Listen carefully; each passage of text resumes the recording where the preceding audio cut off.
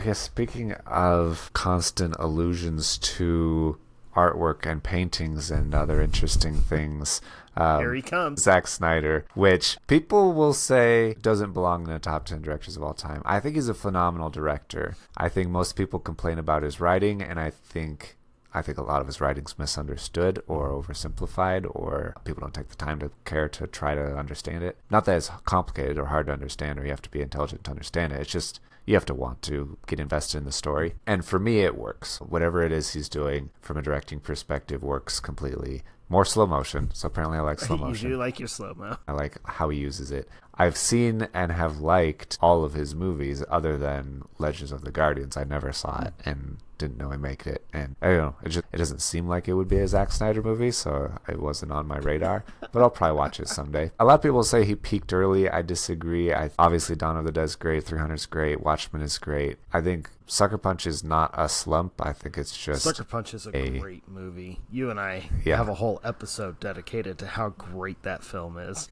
Yeah, I love that episode we did and how deep we got into explaining why it's actually brilliant and people need to pay attention or respect it more. Mm-hmm.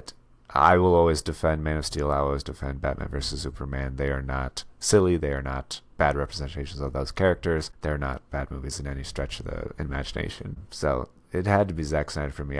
Because I'd seen all of his movies and love all of his movies, I felt like he would be higher. But then as I started seeing some other filmmakers who have made even more movies, and I love even more of them, they kind of fit in the middle. Right. And I know those top three I said were set, and so he just got squeezed out, basically. Yeah, I should have prefaced this earlier. There are two names that I purposely left off of my list because I knew they were going to be on yours, and we would talk about them regardless. So I was like, cheater. They'll be covered. Whatever. You've done that to me on so many It's like two episodes. Bonus slots. I know, it's true. I was saving my spaces. Snyder is amazing. You and I... It's just a slight gamble, because if I do the same thing to you, I'm like, Dustin will for sure bring them up. I'm not going to put them on. Well, this one, to say my confidence was like 99% is almost underselling it. I was positive on these two directors, so... You're probably right. I know I am. I love Snyder. It's just he makes movies for guys like us. So if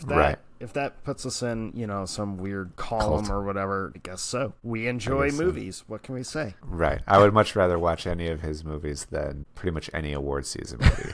Like, I'm not interested in award season movies. I'm not interested in award season directors. I like average Joes who want to make a movie for the purpose of making a movie and release it in February or June or whenever they want.